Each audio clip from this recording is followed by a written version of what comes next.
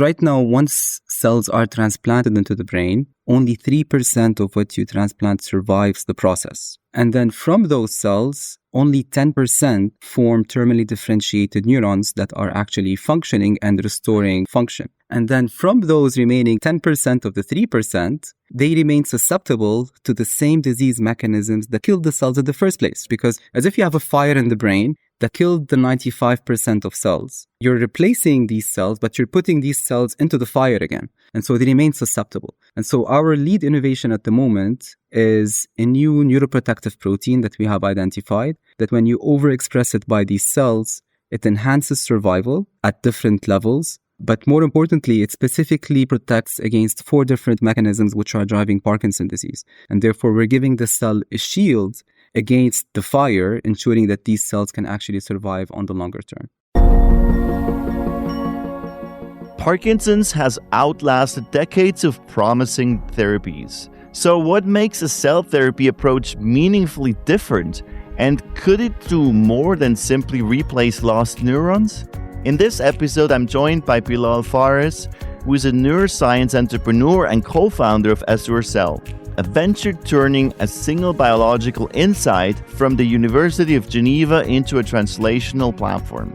We explore the science, the ambition, and what it actually takes to build it. Let's dive in. Are you juggling the complexities of CMC development while trying to enjoy the beauty of biotech? Have you ever wondered if there's a way to simplify bioprocessing? Welcome to the Smart Biotech Scientist podcast, where we're diving headfirst into the very challenges you face. We're breaking it down, demystifying the jargon, and giving you the keys to unlock your full potential. I'm your host, David Brohlman, and I get it. With 15 plus years in the biotech industry, I face the same challenges you do. There's a way to simplify and streamline so you can remove complexity, you can skip trials and errors, deliver without delay your groundbreaking therapy to clinics and market, and still enjoy every single step. Do you want to learn how industry experts and I did it? Grab a cup of coffee and your favorite notebook and pen. Now is the time to take your bioprocessing game to the next level. Let's smarten up biotech. Welcome, Bilal, to the Smart Biotech Scientist. It's good to have you on today. Same here. Thank you very much, David, for the opportunity. And it's a pleasure to talk to you today and to tell you more about our exciting mission at AzureCell. Share something that you believe about cell therapy development that most people disagree with. Well, it's something that is a firm conviction for me, actually, which is that it is the future of medicine. And it's specifically the future of medicine when it comes to the brain. I think brain diseases are caused by the loss of cells, so they are cellular diseases. And the only way to have an impact against these diseases is to actually replace those cells through cell therapy. And this is pretty much the reason for this conviction. Maybe for other diseases where there could be possibilities to cure through small molecules, the use case for cell therapy will reduce with time. But I think for the brain, it is the future of medicine. I'm very much excited about our conversation and to look into what's coming in cell therapy. To start us out, Bilal, draw us into your story. What first sparked your interest in biotech and neuroscience, and what have been some interesting pit stops along the way becoming an entrepreneur? Sure. And so I actually have an interesting story which has been somehow consistent, and it hasn't been by design. It's been really by chance to some extent that destiny really took me down this path. And it actually started when I was doing my master degrees. It was focused on oncology and developing organoid models way back. And along that time, my grandfather actually had Parkinson's disease. And it was a really devastating moment for the family and for us because he was a very accomplished man and role model for me and for many others. And it was just devastating to see him deteriorate over time. And for him personally, he came to me and one time we were talking and he said, "You're studying biology. I have Parkinson. I'm not happy with it. What is out there? Why is this happening?" And I was just devastated to see that there is nothing. And we understood so little about this disease. And that was, in a way, what drove me into neuroscience and Parkinson's disease research. And to some extent, by chance, it was happening that I met an amazing professor that was visiting my university at the time, and he was offering positions in biotech, bioengineering, focused on Parkinson. And so I said, yes, please. And then soon enough, I found myself at the EPFL in Switzerland doing my PhD on this and focused on developing new models of Parkinson's for drug discovery.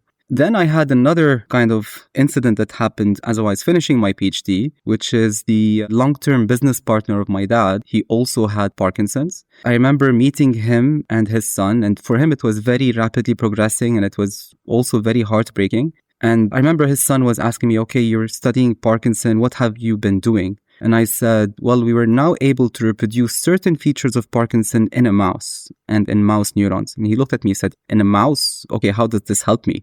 And how does this help my dad? And so for me, it was clear that we needed to go more towards human relevant models. And this was actually the spark for my postdoc, where I stepped into stem cell biology, because that made most sense that we can now make human neurons from stem cells in the lab and to use these for drug discovery purposes. So that was the focus of my postdoc. And then as I was wrapping that up, my PhD advisor that I did my PhD with, he said that he was starting a biotech focused on Parkinson and translating some of the models developed at the lab, including the one that I worked on. And he was inviting me to join as part of the early team to build this platform. And I said, okay, yes, there seems to be good opportunity to learn. I didn't know what I was going into as a co-founder at that stage. But then soon enough, I saw myself beyond the R&D and beyond managing the team and the science, more and more going toward business development, and got my MBA along the way that helped me really understand how to build biotech businesses. And then Parkinson knocked on the door for the third time. And this time it was my father-in-law. And for him, it was difficult because on the physical level, he was complaining that he was waking up in the morning as if he was riding a bike all night. So he was so tired because of his foot that was just shaking all night. And then on the psychological level, which he didn't know, which his family didn't know, but I knew, he was completely changing over time. And they were not understanding that this is a disease. At some point, again, he talked to me. He said, Bilal, you've been studying Parkinson now for more than 10 years, and you're part of a company. What are you doing? Where is this therapy, and when is it going to come? And are there any clinical trials that can actually change my life? That's when I started to rethink everything and try to look into the current landscape of therapeutic development. And it hit me that cell therapy is the future. That's the only thing that I could advise to him as something that can change his life. Of course, there's deep brain stimulation, which is like magic, that once you put it on, patients can respond dramatically well. But it does come with its risk that it's a permanent implant in the brain. And with time, it also may stop working. But cell therapy is the logical way that you can actually make back what has been lost, put it back into the brain. And I realized that this field is so early. It has so much potential. Of course, it has benefited from so much work from pioneers in the field. But there's also so much potential to improve it in terms of enhancing the durability of the cells that are transplanted, the initial survival, the production processes, the safety. And so I wanted to be part of it. And that was the time when I decided to start working on AzureCell. Wow, what a story. Very powerful. And with that, what do you have experienced with people who had this devastating disease, Parkinson? Your company slogan even becomes more powerful. It's restoring neural function is just the beginning. What does that mean for you? Maybe starting from the end, that Parkinson and other degenerative diseases are caused by the loss of cells. This loss is massive. You have 95% loss of dopaminergic neurons at advanced stages.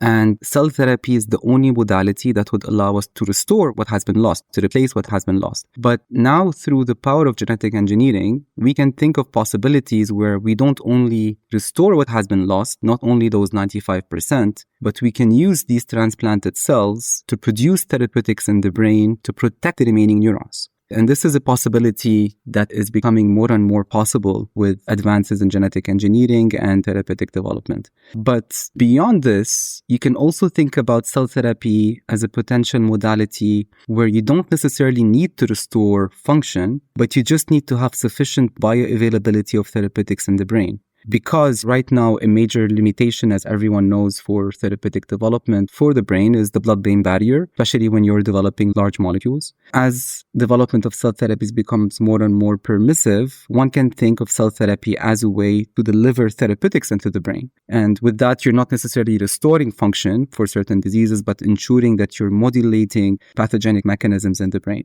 But then if you think more into the future and now try to go more towards science fiction, you can even think that cell therapy is not only to restore or to modulate pathogenic processes that are already happening and leading to degeneration, but you can even think about it as a preventative treatment. As cell therapies become more and more safe, more and more mature, cost-effective and streamlined production, you can think that at a certain age, you would transplant some of these cells into the brain that would ensure that you don't actually have any of these diseases moving forward. Wow, that's very powerful. Tell us about the platform you're using. You're combining stem cell technologies with genetic and cell engineering. How does that actually work? The key innovation that we have right now is on neuroprotection of engrafted cells into the brain. Because right now, once cells are transplanted into the brain, only 3% of what you transplant survives the process. Oh, wow. That's significant. Wow. And then from those cells, only 10% form terminally differentiated neurons that are actually functioning and restoring function. And then from those remaining 10% of the 3%, they remain susceptible to the same disease mechanisms that killed the cells in the first place. Because as if you have a fire in the brain that killed the 95% of cells, you're replacing these cells, but you're putting these cells into the fire again. And so they remain susceptible. And so our lead innovation at the moment is a new neuroprotective protein that we have identified, that when you overexpress it by these cells, it enhances survival at different levels. But more importantly, it specifically protects against 4 different mechanisms which are driving Parkinson's disease. And therefore, we're giving the cell a shield against the fire, ensuring that these cells can actually survive on the longer term. And then in addition to this, so we have a number of technologies in development that would enhance the safety of the transplanted cells to ensure that you don't have any proliferating cells that you don't want in the brain. So in case of any of those, then there is an option to selectively eliminate those cells. And then there is also an interesting production platform that allows producing neurons from stem cells in one step that has been developed by a talented postdoc in the lab, and that is actually spinning out her own company on that platform. And we're exploring a partnership with her to use this for cell therapy development and production. How do you produce these cells, and then how do you administer them once ready to a patient? We believe that the future of cell therapy is allogeneic, that you need to have off-the-shelf banks that different patients can benefit from. And there's an advantage for the brain that it's immunoprivileged to some extent. And so with immune suppression for a 6-month to 12-month period, cells can survive on the longer term. So that is one aspect. So our approach is to go with iPSC-derived genetically modified cells to differentiate them, specify these into neuronal precursors, cryopreserve these, and then there will be stereotactic transplantation into the brain, into different tracks. And then it would be a one-shot process, basically. But you would need to do surgery in order to plant them inside the brain, right? Yes, that's the only way. That's the only way because of the blood barrier, right? Yes, and because you also need them to be in a very specific location within the brain where they would integrate within the circuitry, release dopamine at the required levels, and start to restore function. But now, how would that work then for patients who have already quite progressed? You said 90% or even more cells are gone. And could that also be in a one-shot, or that would be much more complicated? It would be in a one-shot if you're able to ensure that what you transplant survives on the long term in those patients. And that's precisely what we're trying to do. Right now, the patient subpopulation that everyone is going for cell therapy for Parkinson is the moderate to severe cases of Parkinson's, where there is significant loss of neurons. And that's because you have a better chance at actually seeing an effect, because you have a lot of depletion, a big reduction in dopamine levels. And so if you put cells that restore dopamine to a certain level, you would likely see beneficial clinical outcomes. And this is why this is the patient subpopulations that is amenable right now. Where are you at currently at this stage with respect to clinical development and also with respect to the manufacturing, so the CMC part? Right now, we are at preclinical stage. We have very strong proof of concept of each of the enabling technologies that I mentioned. And we have just finished the engineering of an R&D grade line that has a sister GMP IPS line. And we're currently, again, validating the proof of concept of efficacy, potency, safety in this line, before then translating all of this to go toward GMP and to go for IND enabling studies. So on the CMC perspective, what we have done is we've engaged leading experts in cell therapy development, specifically for the brain and for Parkinson, but also beyond Parkinson, to try to leverage existing know-how from other indications as well, to come up with a very cost-effective and time-effective path to get to IND as closely as possible.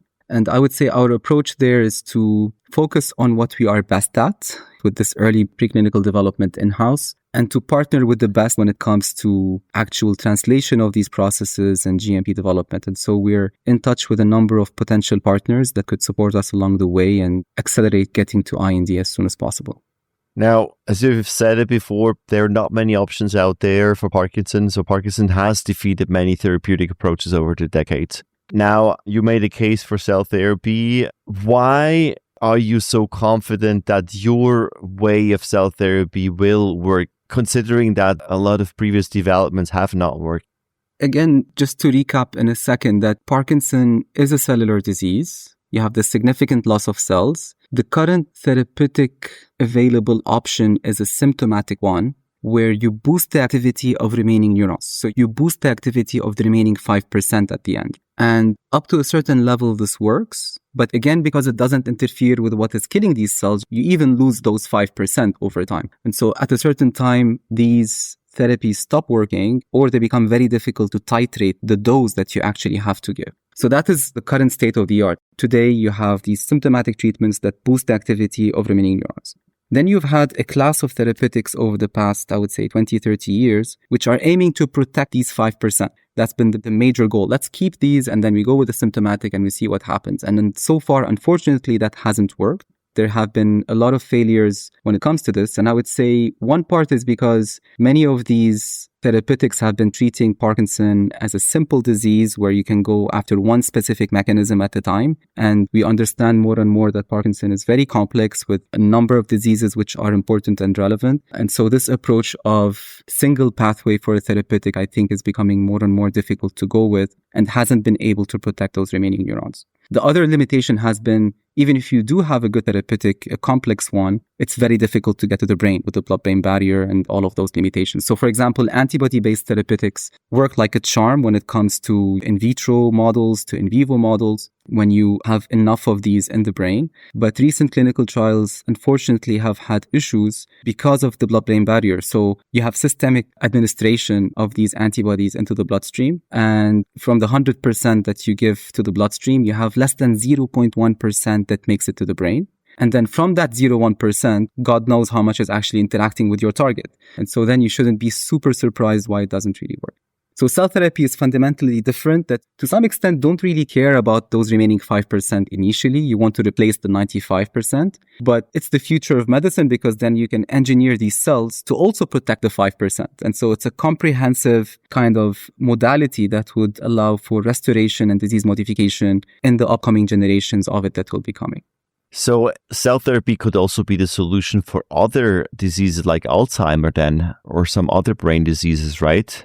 I would say yes. I mean, the concept is that any disease where you have loss of cells, if you regenerate those cells and replacement, you should have impact. I would say Parkinson is the one where cell therapy programs are more advanced because it's to some extent the simpler one to address with a cell therapy, because you have loss of cells in a very specific location that have a very specific function, which is the release of dopamine, and without the need for a very specific architecture of how these cells are aligned all together.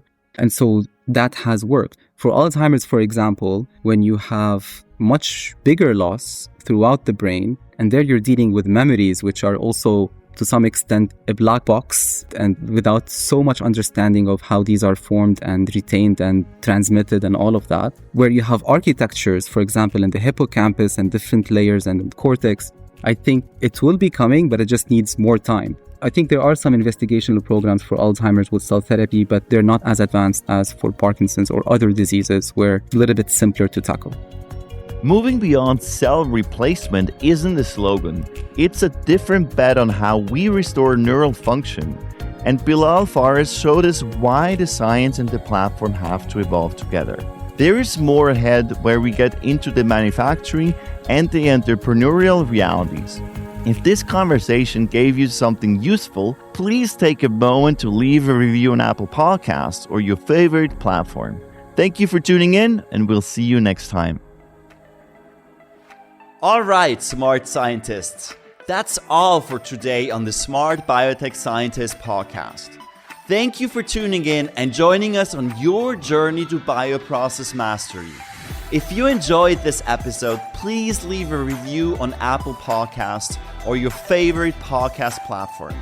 By doing so, we can empower more scientists like you. For additional bioprocessing tips, visit us at smartbiotechscientist.com. Stay tuned for more inspiring biotech insights in our next episode. Until then, let's continue to smarten up biotech.